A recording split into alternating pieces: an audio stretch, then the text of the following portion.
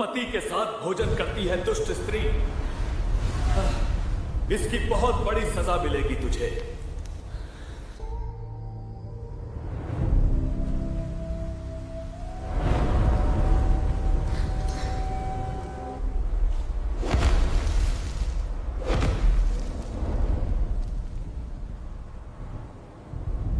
क्या आप जानते हैं कि पति पत्नी का एक साथ भोजन करने से क्या प्रभाव पड़ता है, और भोजन के दौरान वे कौन सी गलतियां आई हैं जिनसे घर की सुख समृद्धि दूर हो जाती है? साथ ही कौन सा भोजन आपके घर में बरकत और शांति लाता है? आज हम इन्हीं रहस्यों को एक प्राचीन कथा के माध्यम से जानेंगे जो स्वयं श्री कृष्ण ने नारद जी को सुनाई थी। तो आइए वीडियो शुरू करते हैं। बहुत समय पहले की बात है। कृष्ण महल में विराजमान थे और उनके सामने नारद जी उपस्थित हुए। आते ही उन्होंने प्रणाम किया और बिना किसी झिझक के बोले, प्रभु, आज एक बात मेरे मन को परेशान कर रही है।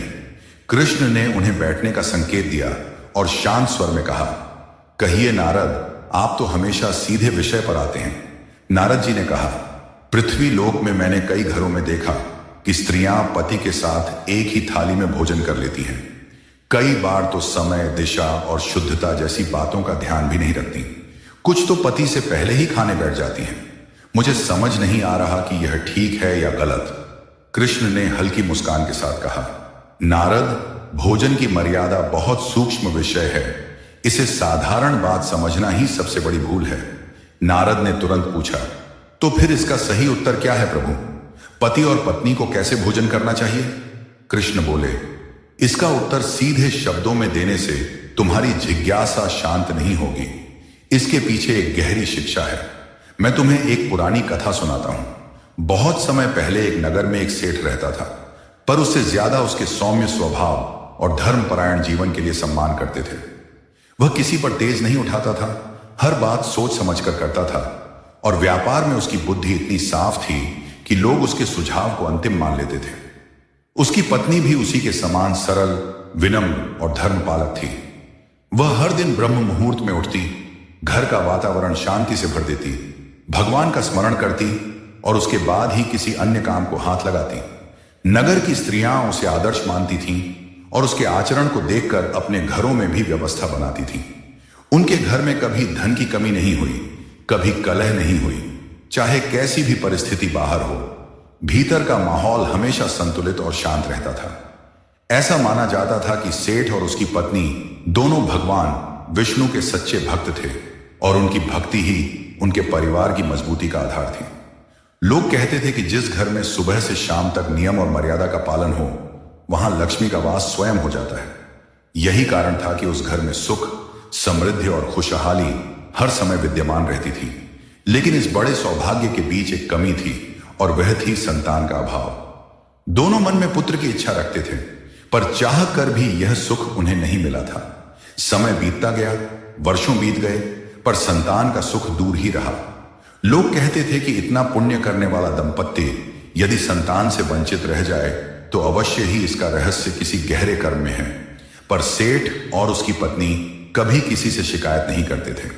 वे अपने कर्म करते रहे और भीतर से विश्वास रखते थे कि जब समय होगा तब भगवान कृपा करेंगे। पत्नी रोज तुलसी को जल अर्पित करती, भूखों को भोजन कराती, घर आए अतिथि का स्वागत करती और किसी भी कार्य को बिना शुद्धता के हाथ नहीं लगाती। सेठ भी हर निर्णय से पहले धर्म को ध्यान में रखता, चाहे व्यापार का मामला हो या किसी गरीब की मदद का। दोनों अपने जीवन को ईश्वर समर्पण मानकर आगे बढ़ते रहे। धीरे धीरे नगर में उनके नाम की प्रतिष्ठा बढ़ती गई, क्योंकि लोग उनके घर को आदर्श गृहस्थ जीवन का उदाहरण मानते थे। एक दिन पत्नी ने मन ही मन सोचा कि शायद भगवान मेरी परीक्षा ले रहे हैं, इसलिए मैं और अधिक नियम पूर्वक जीवन जीऊंगी। भगवान विष्णु ने अंततः उनकी तपस्या और धर्म पालन से प्रसन्न होकर उन्हें संतान का आशीर्वाद देने का निश्चय किया। एक शुभ दिन उनके घर पुत्र का जन्म हुआ और पूरा नगर खुशी से भर गया। जिस घर में वर्षों तक एक खालीपन था, वह अचानक उल्लास से भर उठा। सेठ की पत्नी ने पुत्र को देखकर आंसू बहाए, पर वे आंसू दुख के नहीं बल्कि उस पूर्णता के थे जिसका इंतजार उसने कई वर्षों तक किया था। सेठ ने भी अपने पुत्र के जन्म को ईश्वर की कृपा माना और पहले दिन से ही प्रण किया कि वह उसे ऐसा संस्कारी और विवेकी बनाएगा कि वह आगे चलकर समाज के लिए उदाहरण बने। बच्चा बड़ा हुआ, उसकी बुद्धि तीव्र थी और उसके स्वभाव में माता पिता दोनों की झलक साफ दिखाई देती थी। बच्चे के 7 वर्ष का होते ही सेठ ने निश्चय किया कि उसे उचित शिक्षा के लिए आश्रम भेजा जाए, ताकि वह शास्त्र, नीति, विनम्रता और व्यवहार सब कुछ सीख सके। इसलिए सेठ ने अपने बेटे को एक आश्रम में गुरु के पास भेज दिया। वहां रहकर सेठ का लड़का शिक्षा ग्रहण करने लगा। सालों की शिक्षा के बाद लड़का एक तेजस्वी युवक बनकर घर लौटा। उसका चेहरा तेज से भरा था, आवाज स्थिर थी और बातों में स्पष्टता थी। पिता उसे देखकर गर्व से भर गया और मां उसे गले लगाकर अपनी तपस्या का फल महसूस करने लगी।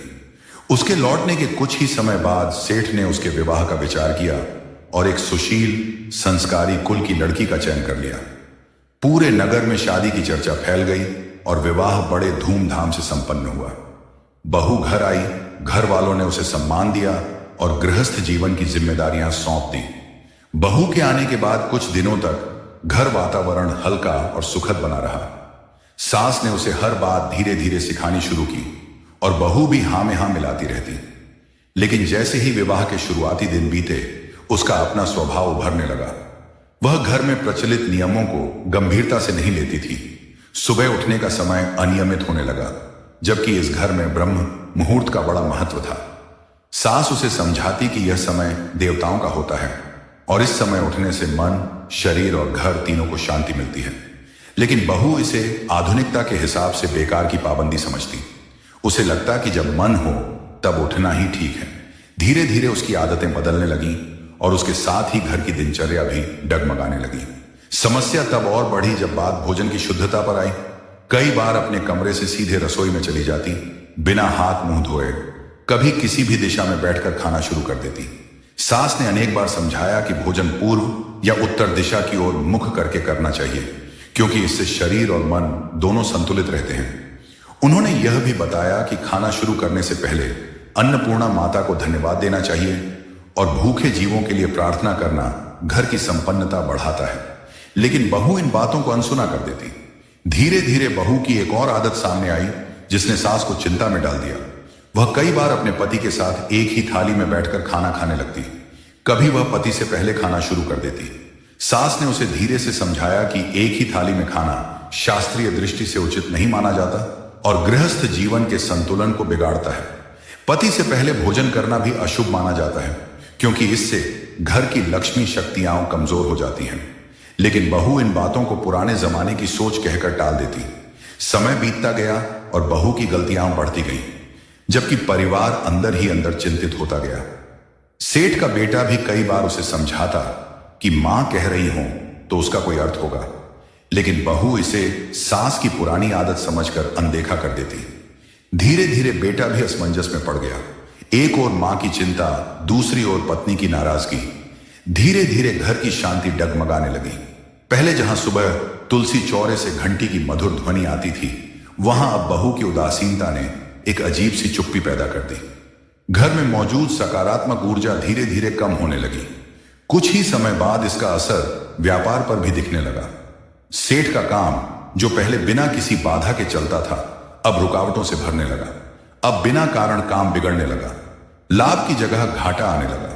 सेठ को समझ नहीं आता कि ऐसा क्या हो गया है कि भाग्य का रुख एकाएक बदल गया। धीरे धीरे वह तनावग्रस्त रहने लगा और उसकी चिंता बेटा भी महसूस करने लगा। पर परिवार किसी को बताना नहीं चाहता था कि घर की ऊर्जा ही कमजोर पड़ चुकी है। धीरे धीरे घर में कलह बढ़ने लगा। बहू का स्वभाव चिड़चिड़ा होने लगा। बेटे और पत्नी के बीच झगड़े होने लगे और घर का माहौल बदल गया था। सास ने कई बार बहू को समझाने की कोशिश की, पर हर बार वही जवाब मिलता कि वह इन बातों पर विश्वास नहीं करती। बहू को लगता था कि उसका जीवन उसके हिसाब से चलेगा, चाहे घर की परंपराएं कितनी भी पुरानी क्यों ना हो। घर में बदलाव इतने शांत तरीके से हुआ कि पहले किसी को लगा ही नहीं कि इसका असर कितना गहरा होगा। लेकिन कुछ ही महीनों के अंदर माहौल पूरी तरह बदल चुका था। सेठ रोज सुबह दुकान जाते तो जाते समय चेहरे पर चिंता की रेखाएं पहले से गहरी दिखती। एक शाम जब वह भारी कदमों से घर लौटे तो पत्नी ने पूछा, आज भी काम नहीं बना क्या? सेठ ने थका हुआ सा जवाब दिया, न जाने क्या हो रहा है। जो सौदे हाथ में आते हैं वे पलट जाते हैं। मैं जितना समझने की कोशिश करता हूं उतना ही उलझ जाता हूं। पत्नी चुप हो गई, लेकिन उसके मन में बार बार वही बात घूमने लगी कि घर की मर्यादा कहीं ना कहीं टूट चुकी है। उधर बहू अपने हिसाब से ही घर चला रही थी। कई बार वह पति से पहले भोजन कर लेती। एक दिन सुबह जब सास ने देखा कि बहू सीधे रसोई में चली गई बिना हाथ मुंह धोए, तो उन्होंने धीरे से कहा, बेटी पहले थोड़ा जल लेकर हाथ पैर धो लो, फिर रसोई में आना। रसोई शुद्ध स्थान है। बहू ने बिना पलटे कहा, मां जी इतनी सुबह उतनी ठंडे पानी से कौन धोए? रोज इतनी सफाई सफाई की बातें मत किया करें, मैं आजकल के समय की लड़की हूं। सास निरुत्तर रह गई, लेकिन उनके मन में दर्द सा हुआ कि बहू आदर से बात भी नहीं करती। धीरे धीरे सेठ का बेटा भी दो राहों पर खड़ा होने लगा। वह मां की भावनाएं समझता था, लेकिन पत्नी से तर्क करने पर घर में झगड़ा होने लगता। एक शाम वह बहू से बोला, देखो मां की बातों में बुरा मानने जैसा कुछ नहीं है। यह घर उन नियमों पर ही टिका है जिन्हें तुम हल्के में ले रही हो। बहू ने तुनक कर कहा, तो क्या मैं